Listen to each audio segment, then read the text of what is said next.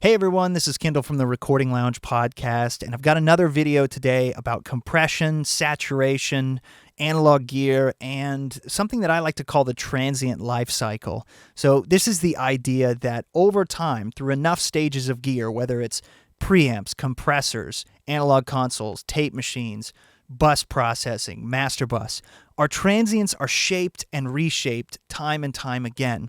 And of course, in the analog domain, we didn't have to think about a lot of this stuff because the gear just did it on its own. But in the digital domain, we have to think about these stages and what they're doing to our transients. So to demonstrate this concept, I've got some drums here. Let me just play you what they sound like.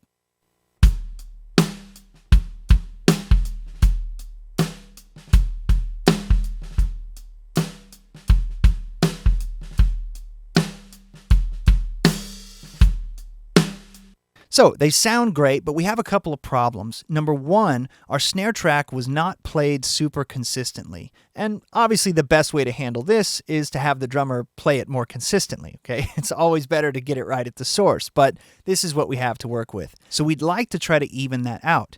And number two, because this snare track was recorded with a super clean preamp on purpose for this demonstration, our transient is super spiky, right? Super loud, and our RMS of our snare is really low. And that becomes problematic in the mix when we need to turn our snare up, but we're getting all these crazy peaks that we need to contain. So we need to trim off these peaks kind of for two different reasons, but almost the same reason. So some people might naturally reach for a compressor to do this, right? And so if you grab a compressor, even a fast compressor like an 1176, it doesn't really even out that transient that much.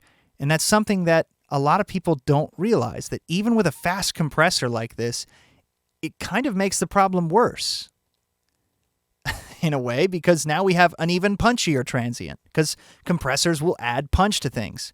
So you could set the compressor fast, and that helps a little bit, for sure.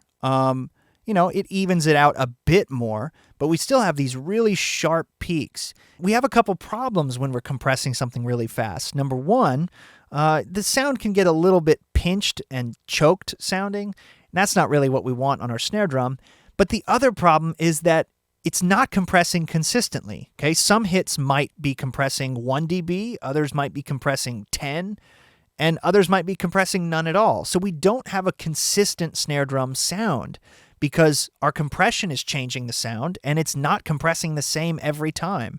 So we won't end up with a consistent snare sound. Even if it looks consistent, it won't sound that consistent.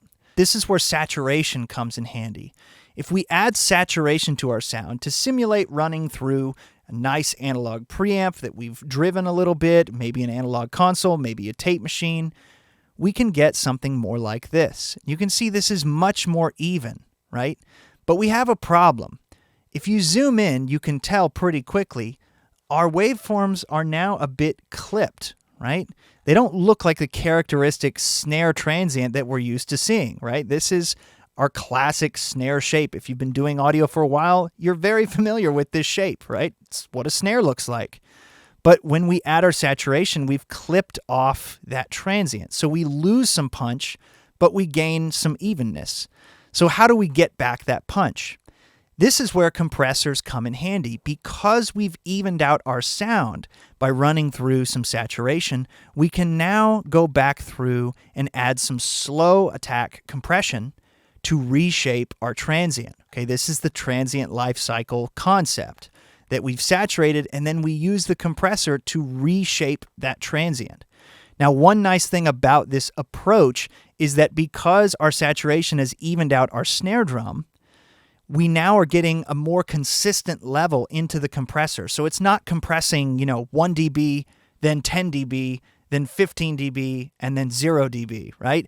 It's compressing a similar amount on each hit because our saturation device has evened out those levels. And when you listen to it back and forth, here's the snare dry without any of this stuff.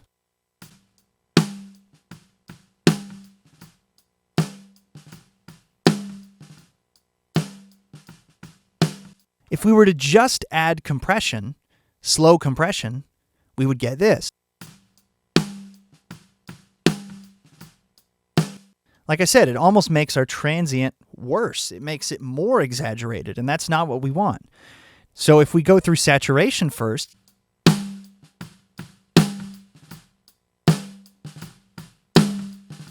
and we've lost some of that characteristic pop, that snap from the snare drum. But if we run into our compressor afterward, we get a little bit of that back.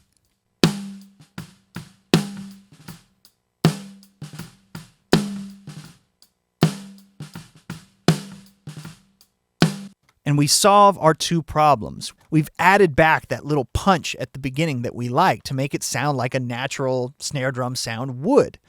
But now we have a much more even sounding snare drum. And that's a great thing. So I hope this demonstrates the concept of the transient life cycle a little bit better for some of you. If you want to learn more about this concept, go check out episode 135 of the Recording Lounge podcast. It's called the Transient Life Cycle. And hopefully that will explain a little bit more about where my head's coming from on this topic. So if this video was informative, you thought it was interesting, hit that like button, subscribe, and I'll talk to you next time on more videos. See ya.